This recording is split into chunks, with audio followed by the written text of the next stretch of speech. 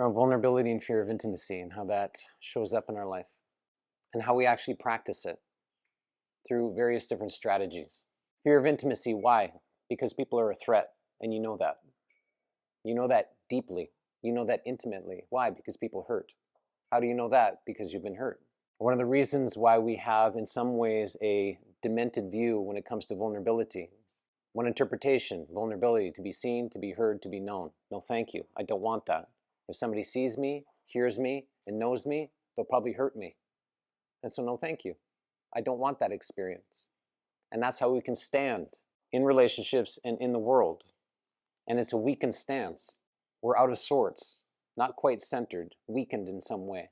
The concepts I'm going to share with you today is the cloak of deception, a cloak we know very well, and how we deceive ourselves and other people as we move ourselves through our lives. And the posture of truth. And the idea is we stand in the posture of truth as much as we possibly can, but it's also very difficult.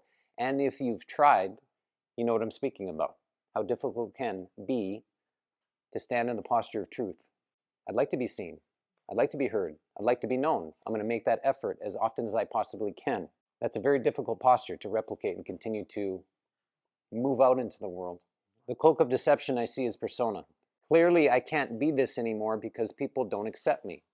And so therefore, I have to be something other than who I am. And best I do that immediately, so I'm never hurt again, mistreated. The cloak of deception, the you that you present when you want somebody to accept or like you. We all want that in our own unique way. We're desperate for it, you could say at times. The language I was, aha, there it is, the language I was. I was criticized. I was ignored, I was teased, I was abandoned, I was bullied. I was left alone, I was. Something that occurred in your experience, in your life that you did not like, nor do you want to replicate. And since that moment, things changed, your life changed, your approach to yourself, others, and the world changed in that experience. And if you're able to come up with your language, it's a good thing. It's a very good thing because you want to know what you have to pay attention to. And it's this statement that you know deeply and intimately all the way through. The approach adopts strategies that support my persona and ultimately strengthen it. And as we strengthen our persona, what ends up happening is we weaken the posture of truth, our value structure. We undermine it and unwind it. The outcome, dis-ease and devastation. And if we're not careful, that will visit. It's visited in some sense in your life already. Dis-ease, where you've lost ease, and some sense of devastation. And as we age, the consequences seem to become much heavier. Perhaps you've noticed that along the way. Your body starts to speak to you differently. Say, hey, you've been ignoring me down here way too long. You're not going to get away with it any longer. You see that in your relationships, I could imagine at times, where there's conflict and chaos and disruption, where things don't feel harmonious any longer. When I think about my I was mistreated. I felt mistreated when I was a young lad in the presence of my mother, where I felt I was a bother and someone or something to be coldly attended to. I was mistreated. I felt unsafe. Ever since that moment, I've been bracing for impact. That people hurt. Touch is painful. Stay away from people. Do not be touched. If you are, you'll be hurt. That's the posture I've had most of my life. And since that moment, I've been the one that's been mistreating myself. That's what's so fascinating about this experience. When you start to get your language. If you're concerned about being criticized, you are the criticizer. If you have a concern about being abandoned, you abandon.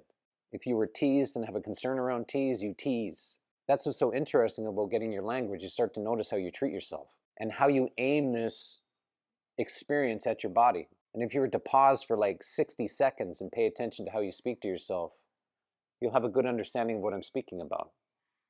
The language in which we use towards ourselves has a particular kind of brutality that is cold and menacing. This is one of the ways in which we perpetuate our experience. I speak about these things because the idea is to stop doing it. All the ways in which we can create this experience for ourselves, within ourselves, and how delicate it is. It's catastrophic when we start pulling ourselves away from other people, and how important it is that we pause, take a peek, notice ourselves, get a hold of ourselves, so we can take care of ourselves in new ways. Perhaps to teach the ones that are coming after us something new. It's how important it is for you to understand your I was statement, because it's still with you, it is you. And if you're not careful, it'll get a hold of you in ways that you do not want to be held. That is for sure. And one of the ways in which this plays out is through strategies. And the strategies I'm going to share with you is people pleasing and perfectionism. You're one more than the other. You're both, but you're one more than the other. And to understand how you position yourself, within your relationship, within the world, to strengthen your persona is ideal. This is one of the ways in which we weaken our heart, absolutely, because there is no heart. It is the cloak of deception, how we play out these strategies. It's the fake you could say. The persona you've built out to protect yourself so nobody gets close to you. That's what's so strange about these strategies. We tend to use them to get closer to people, but that's not typically how we use them. I'm going to share with you how these shape out. The pleaser. Core suffering I was, something around abandoned, neglected, ignored, not enough attention. The need to be well-liked. If I'm well-liked, maybe I'll get the attention that I'd like. The behavior and response is pleasing. I'll please you. Look at me. I'm going to please you. I'm so sweet. I'm so nice. I'm so likable. Accept me. Please accept me. I make your life easier. I'll make your life easier so you never discard me. Pleasers turn into relationships because that's where they're going to find what they are looking for, which is attention. The contract is, I please you and you tell me how good I am, how wonderful I am. I make your life easier and you validate me. You tell me that I'm a likable person, then you accept me and you keep me around. Because you need me, I'm validated. Clearly, I must be a good person. I must be lovable. The cloak of deception. It's a lot of pressure to put on oneself, and certainly on a relationship. Love me for being kind. That means I always have to be kind. Even when I'm not so kind, I must pretend that I am kind. That's the confrontation we'll lead ourselves into. Sometimes, if not all of the time, playing out the strategy. The outcome is always dis-ease and devastation, because the pleaser builds up resentment that bends and warps them and seizes their heart until there is no heart. The other strategy I'm going to share with you is the perfectionist. Typically, the core suffering around a perfectionist is something like too much attention, being criticized, teased, bullied, punished in some sense. Too much attention. Too much attention. Need to be seen as capable. If I'm seen as capable, perhaps I won't be criticized. How do I do that? Well, I have to be perfect. Let me be perfect, make your life better because I'm in it, and you tell me how perfect I am. If I'm flawed, I won't be loved. If I'm not loved, I don't feel safe. And so I have to be perfect all of the time. It's a lot of responsibility to put on oneself, and certainly within a relationship. And so these strategies shape us. They have shaped us.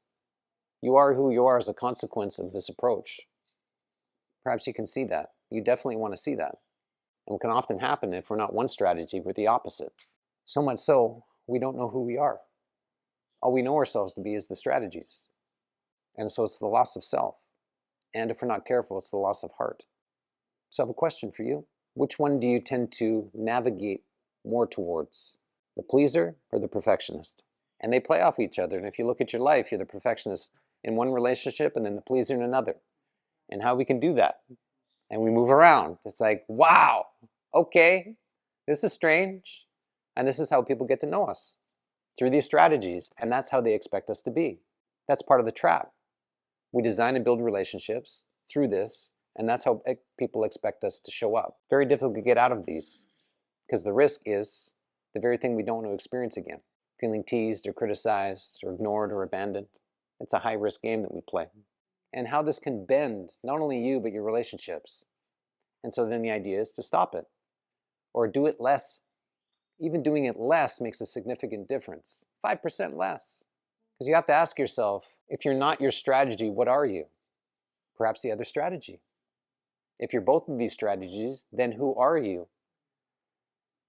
And that's where choice comes into play, the posture of truth. You have to choose who you're being as often as you possibly can. Because if you're not, this is how we can present. And so the posture of truth is to get aligned to your values and what's most important to you. And that is a choice. And so you choose, and whoever you want to be, that's what's so brilliant about being a human being at times. You get to choose. So up on the board, you get to choose peace, safety, acceptance, courage, authenticity, intimacy. I don't know, whatever your thing is, and how wonderful that is.